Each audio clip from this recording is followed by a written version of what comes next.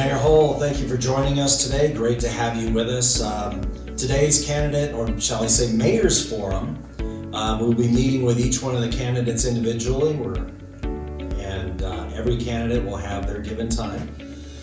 This is a traditional format that we've used in the past. We have a 2-minute opening. For the mayoral candidates, you'll have 2 minutes per question, and then a 1-minute closing. So you ready to get started? Ready to get started, Jerry. All Thank right, you. let's start out with your opening. Well, first off, I'd like to say thank you, Jerry, and the chamber board members for always making yourselves available to host this forum so that we can express our ideas, our viewpoints, and talk about the things, really our vision for the City of Vision. Over the last 8 years, my priorities have been clear. Keep Rio Rancho safe, and we've done a great job at that. Get these roads fixed. We've done an amazing job at that. Is there more work to be done? Absolutely. I remember in 2014 when I first took office, the road bond had been killed. There was no funding for roads, and we were looking to cobble literally pennies, like turning over the couch, looking for change, trying to find money to fix roads, just to fix potholes and do the basic remedial work on getting our roads fixed. It was a priority in 2014. It's going to be a priority moving forward. In 2016, I championed the road bond and got that and got voter support to bring that back. And that provided $10 million every 2 years in the last 3 bond cycles, which has allowed us to put $30 million of your money into roads, into the infrastructure that serves you each and every day. But I think the thing that I'm proudest about is the way that we've really also partnered up with the utility in this particular case, and all the infrastructure underneath those roads we paid cash for. So there is no debt on the infrastructure underneath the roads that we've rebuilt that had infrastructure underneath them. Not every road had infrastructure, but the ones that did have water lines, all those water lines were paid for cash, and we're very proud of the fact that we won't be passing any debt from that on to the next generation. Also creating jobs. When I took office in 2014, Intel basically had 1 foot out the door. We needed to work to build that relationship back and show Intel that we could be the community partner that we had originally promised to be.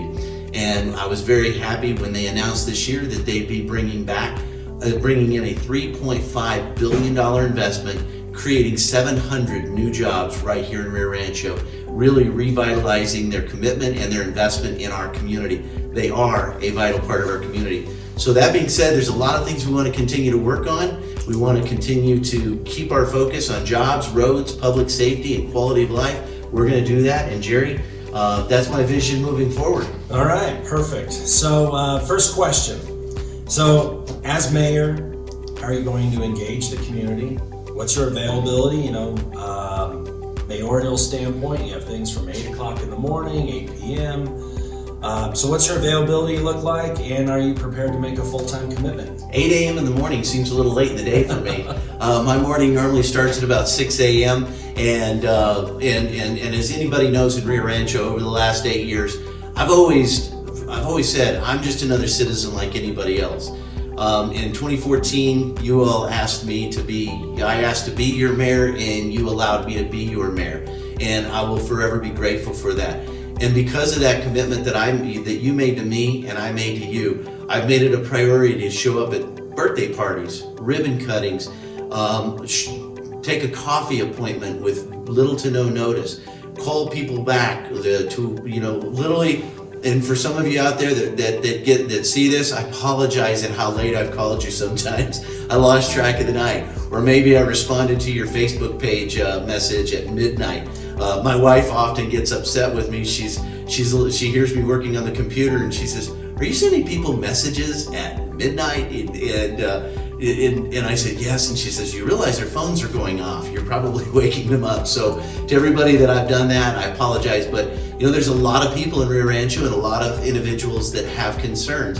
And so community engagement has been something that I've not only prided myself in, but I have literally enjoyed every moment of the time that I've spent with the citizens here, learning about what their concerns are and how we as a community can help. And we've also engaged the businesses head on, trying to make sure that we do the little things that make a big difference to get small businesses online and get them up and operating. Okay, sounds good. So what do you think the biggest challenge is for Rio Rancho over the next 4 to 8 years? Jerry, that's a great question. The challenges really haven't changed. Is continue to fix the roads. As many people know, they heard my plan coming in 2014 is let's get the road bond started again. And in 2016, the big question, I don't know if you'll remember, but the big question back then was, when are we going to fix Southern Boulevard? When are we going to fix Unser? When are we going to fix Rockaway? When are we going to fix High Resort? These were the roads that everybody were very upset about when I took office, because you're driving 40 miles an hour down one of these roads and you hit a pothole, you were lucky if your wheel didn't come off, right? And so the whole plan has always been, do the arterials. We've made great progress on the arterials. Then move to the collectors, which start to jut into the neighborhood. In this year's road bond, there are 2 collectors that go through neighborhoods. There's Spring Road, and then there's 19th. Those both go through neighborhoods, but they're collectors. So get the collectors done, and then we can start moving into the individual residential roads. And that's going to be a challenge, because with $10 million, we're going to have to figure out how to divvy that up throughout the community so that everybody feels like they're getting a fair and equitable share of investment in their communities. And then, of course, job creation, continuing down the path of business-friendly initiatives that help businesses get started. Like simple things like calling a special meeting so a company can get their liquor license. Just little things like that may not seem like a lot to government, but it's huge to that individual business owner. And then just attract those jobs, and of course, continue to fund and grow our public safety. Safety is the number one thing in Rio Rancho that people enjoy, and that has been evidenced time and time again by citizen surveys that we've put out there. So I'm very proud of the fact that the citizens really feel very comfortable and safe in Rio Rancho, and we'll continue that. So that's kind of the vision going forward. Okay, continuing the conversation then, top 2 or 3 priorities. Wow, so the top 2 or 3 priorities are going to be number 1, and I know I'm going to sound like a broken record here, but keep recruiting these great companies that are coming to Rio Rancho. I mean, in the past few years, we've seen companies like Dutch Brothers, we've seen the Fish Factory come in, we've seen job creators like NTX Bio come in. We're looking at putting a foothold in the biosciences, biotech industry to grow that. And then, of course, continue to provide great health care through the 2 hospitals, support the hospitals. We saw Russ Medical Center grow with a very large investment in the past couple of years. And then the new Orthopedic Center of Excellence. So taking those fundamental building blocks and building on those to make sure that the investments that we've made continue to grow and yield great returns for the citizens of Rio Rancho that have paid and invested in those things. So the challenges, the priorities, once again, fix the roads, make sure that we've got a sustainable future on our water system. As many of you know, I was a champion for the aquifer injection system, and making sure that we protect our long-term water future has always been a priority.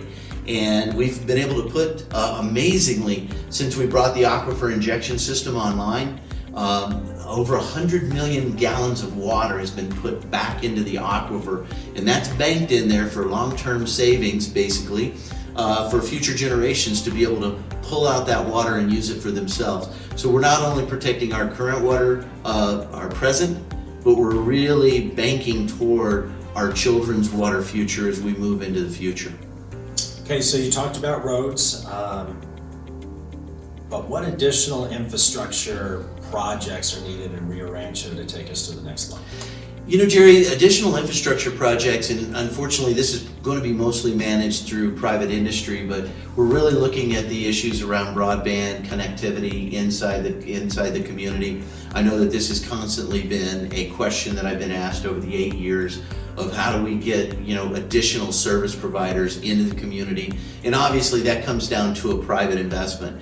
Of the private individuals that would bring those infrastructures in, because as Rio Rancho has several providers in there, we're not an internet service provider as a city, so we've got to try to encourage those private investors to come to the community and provide those services. So connectivity is going to be huge, because as we move forward after emerging from the pandemic, we can see that there's going to be a lot more people working from their homes. The home office is going to be the new office. And I've talked to many citizens around Rio Rancho and builders as well that are even starting to build houses around the idea that home offices are where things are going. Mass congregate work centers like call centers, customer contact centers are really not where things are headed in certain industries. So putting those individuals in homes, they're even building homes with insulated walls, because if you have a family at home and the kids are playing in one room, you need to be able to do a Zoom video in the other room. You need that room to be quiet, and so you can focus on the conversation at hand. So when we look at connectivity, that's going to be a big one for infrastructure. That's going to help create jobs going forward. That's going to attract companies. So we will work to bring companies to Rio Rancho that will promote these particular investments, and we'll work with the companies that are already here to try to help them be more robust in their investment, to make sure that we're serving the maximum number of people at the highest possible quality. Okay, sounds good.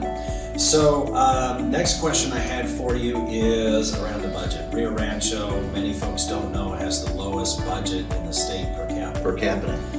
So, which creates quite a challenge. Do you foresee a reason over the next 4 years to increase taxes to increase revenue? You know, Jerry, I've always, over the last 4 years, I've worked very hard to not support any tax increases or fee increases and live within the budget that we have.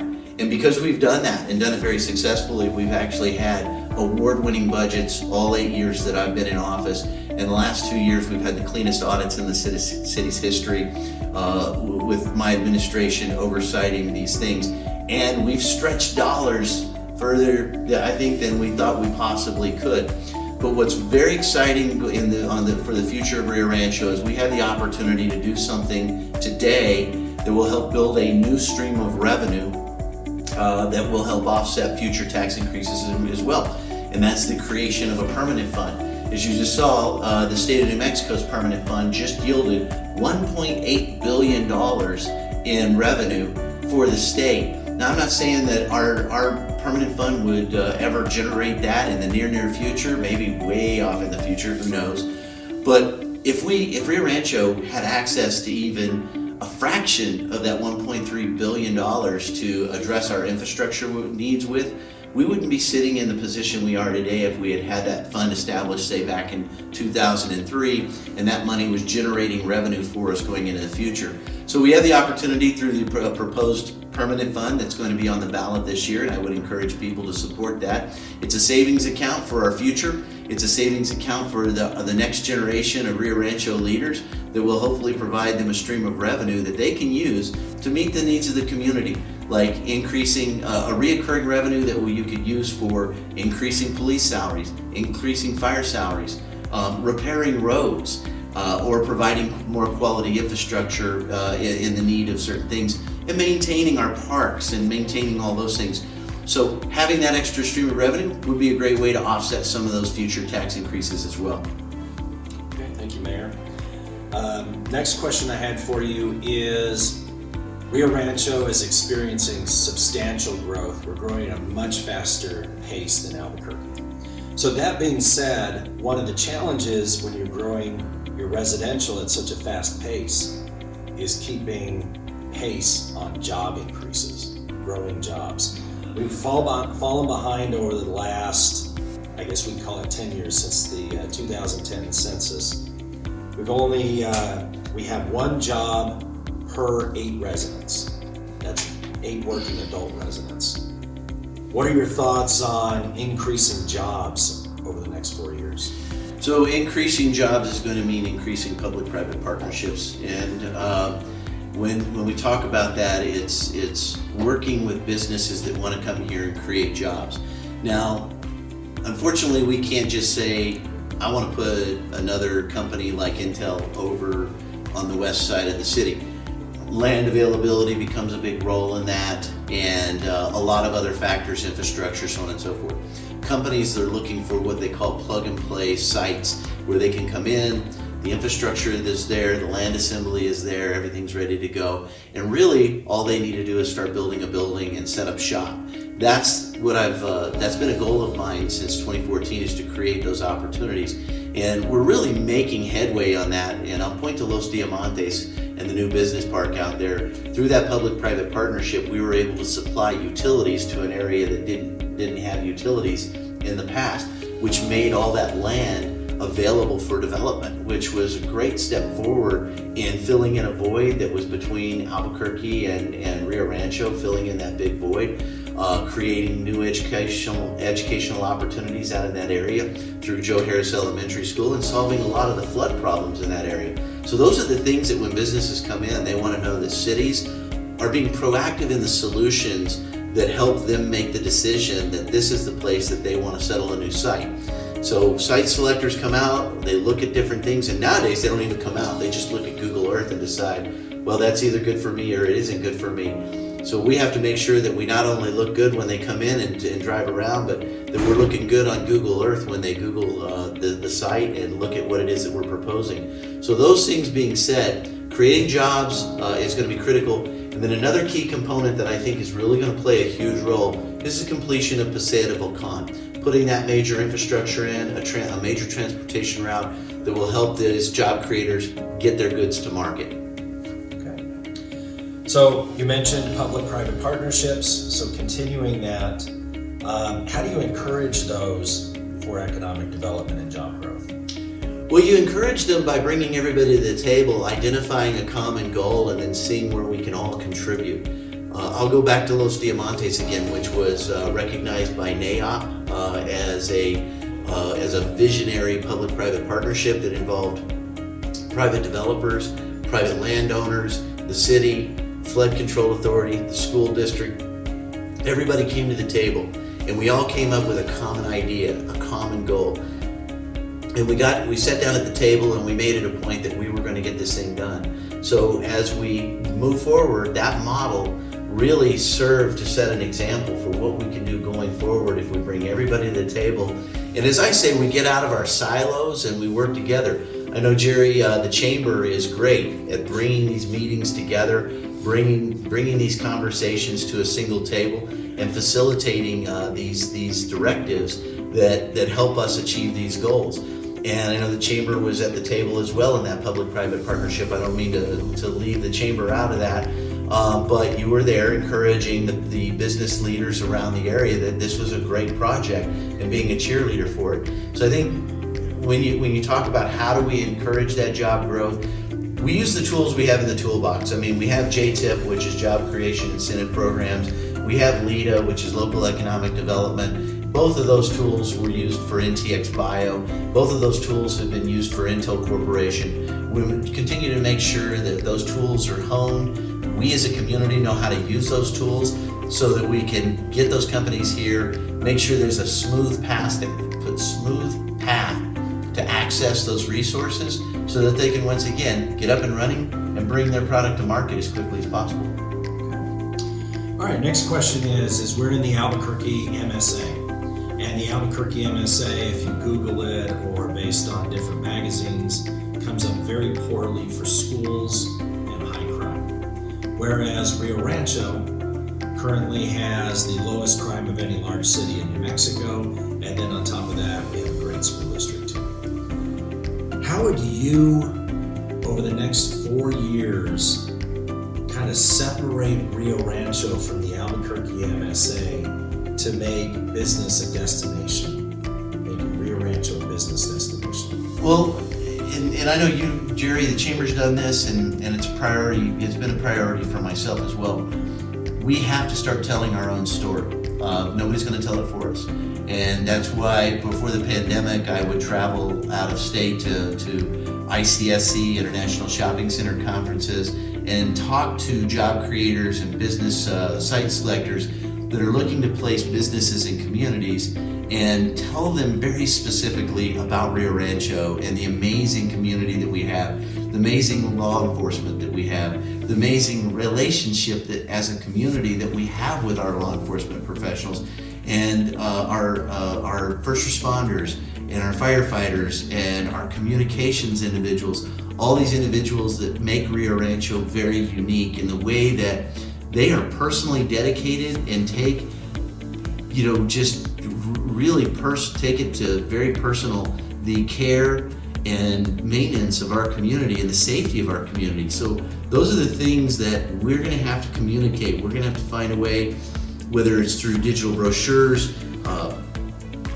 As the pandemic started, we had formed the Economic Recovery Task Force, and one of the things that they really pointed out is that Rio Rancho has a great opportunity right now in a digital day and age of digitally marketing itself to people that are moving here, whether they're individuals or companies, or individuals that are bringing their jobs from a company where they've otherwise been located.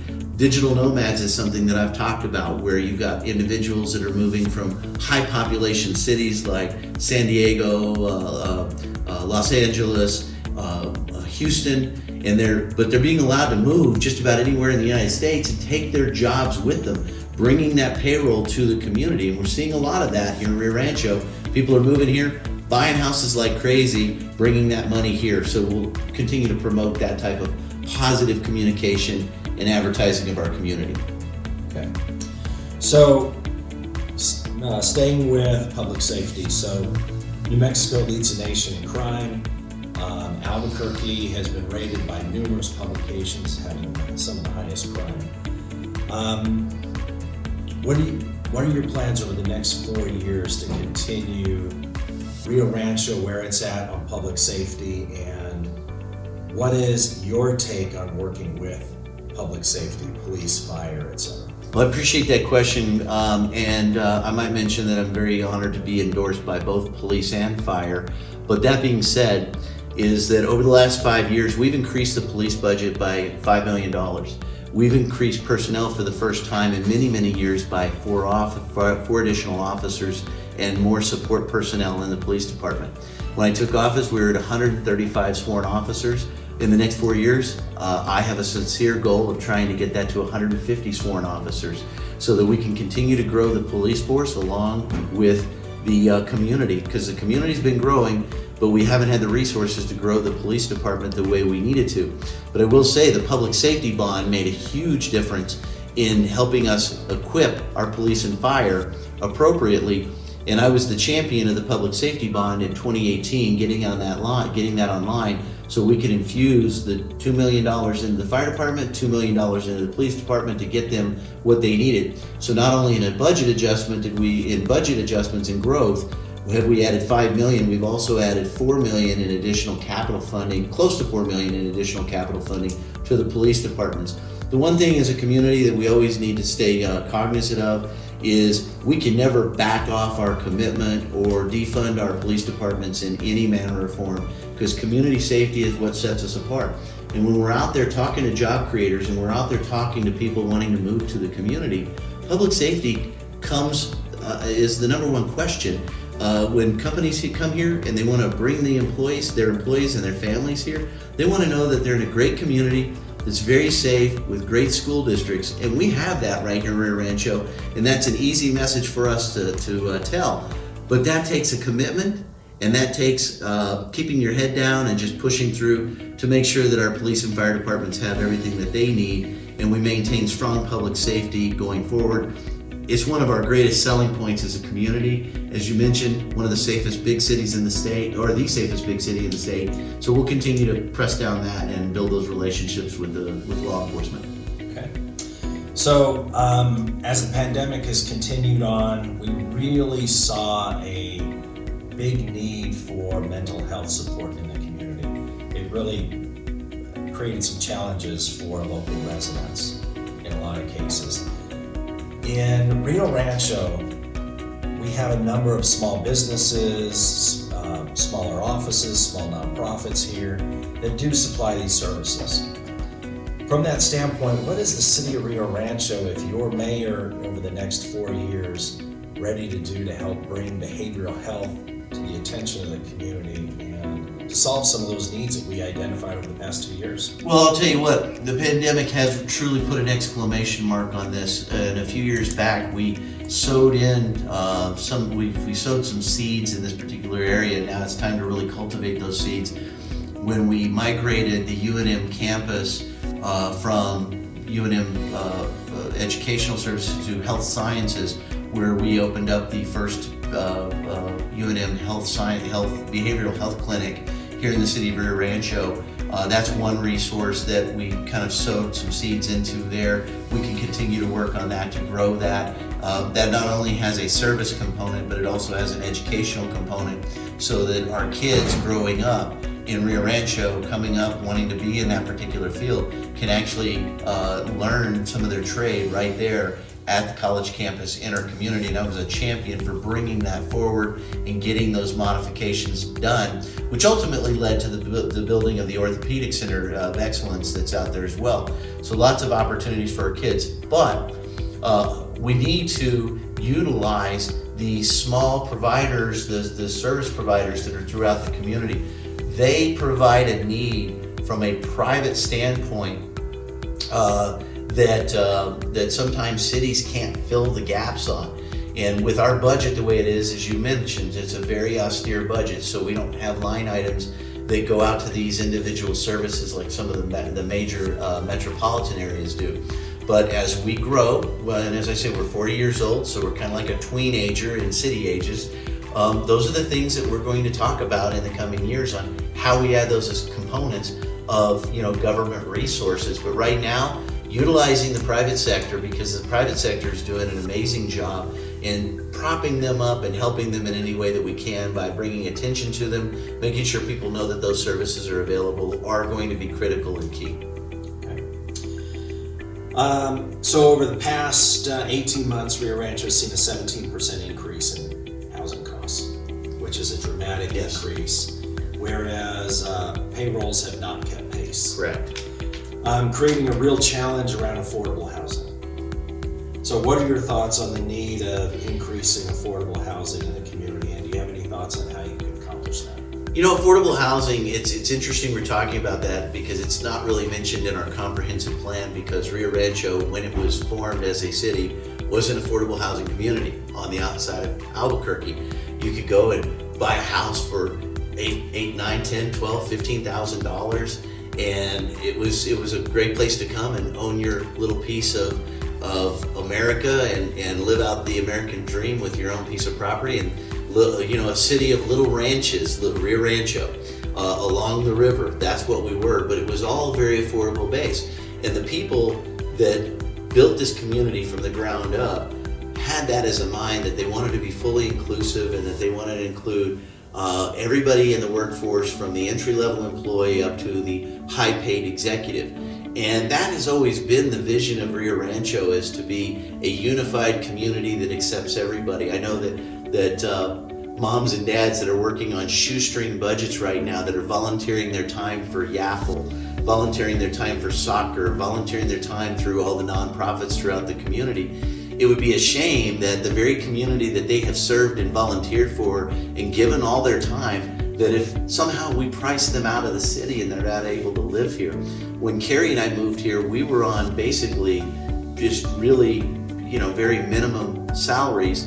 We had both started brand new jobs. We were making minimum money, and we found this opportunity in this in Enchanted Hills to get a little house for, I think it was $89,000, and it was 1,100 square foot house. I have no idea what that sells for today. It's probably over $200,000 now. But I can tell you, at that time, on that salary, we wouldn't have been able to afford to live in Rio Rancho if that house had been priced where some of the houses are being priced today.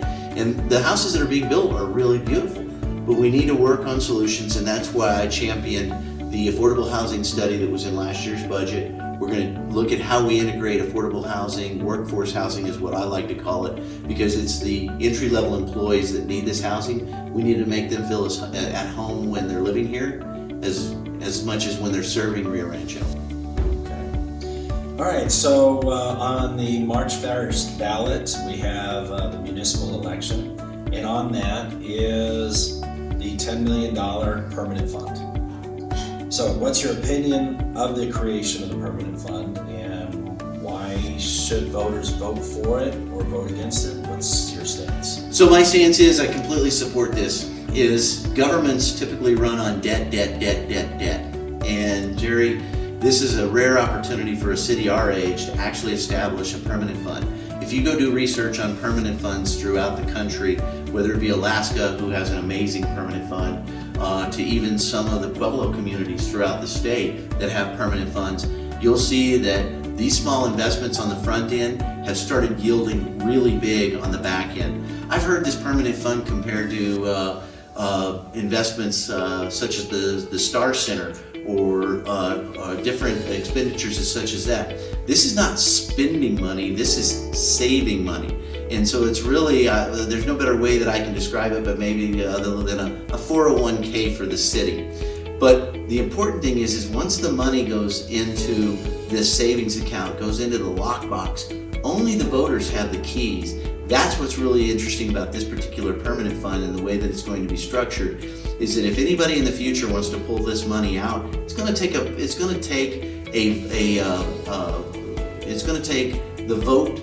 vote of the citizens of Rio Rancho to pull that money back out of the lockbox. But in the meantime, the proposed fund, the way it's set up, is 50% of anything it earns goes back into principal so that it grows over the years. 50% would come out for general services such as police, fire, roads, park maintenance, quality of life issues, those things that we as a local government do each and every day to provide quality of life for the citizens.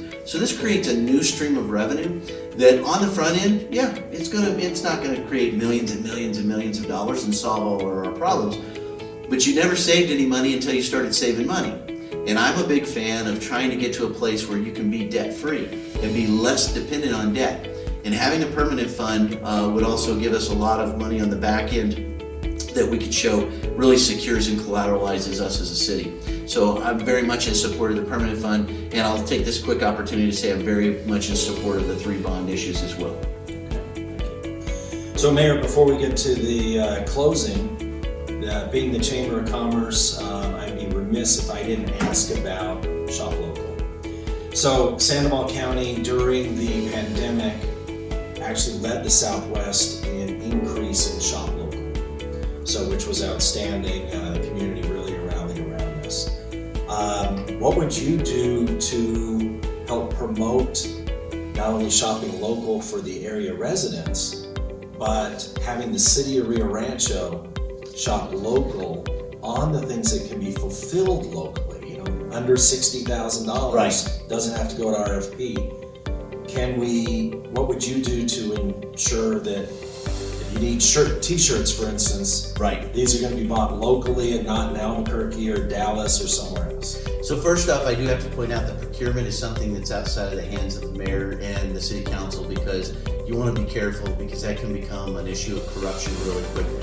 So the city does have a procurement process, and I do know that I have stressed and that our city council has stressed that whenever possible, if we can use a local vendor to supply the needs of the city as an organization, we should be doing that. I'll continue to champion that as much as I possibly can.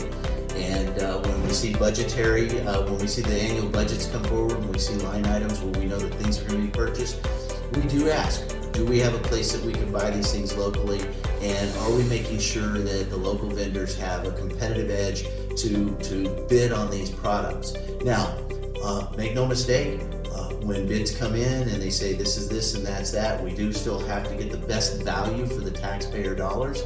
So we'll always try to work with local vendors to say, hey, if you can get here, or you can, I know that they do some little bit of back and forth to try to figure out what they can do to help local vendors.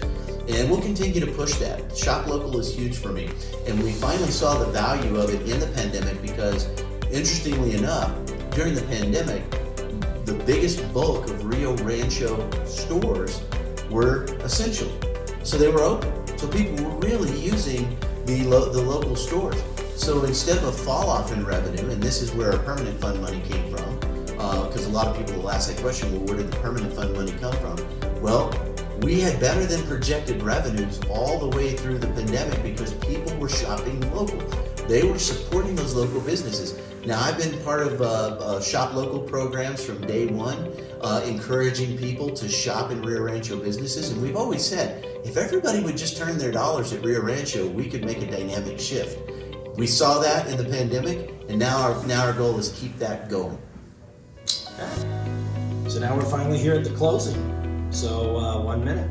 Well, I just want to take this 1 minute to say thank you to each and every one of the Rio Rancho citizens that I've served over the last 8 years.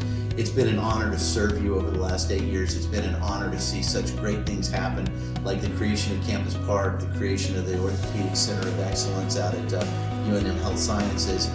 We've seen the addition finally or we will see the addition of services in Enchanted Hills finally via the expansion of our library services at Plaza Enchanted Hills, along with the community center there. We've worked hard to get close to 30 major road segments rebuilt in the last 5.5 years. We've done some amazing work. We've repaired over 60 miles of residential roads throughout the community, and we're going to continue to fight down those paths, bring jobs, fix the roads, improve quality of life, and keep our community safe. And as I close, I just really want to say thank you to Rio Rancho Police Department, Rio Rancho Fire Department, and the communications for all the hard work you do in keeping our community safe. Thank you, and God bless. Mayor Hull, thank you for joining us today. We look forward to the March 1st election, and we want everyone to get out there and vote.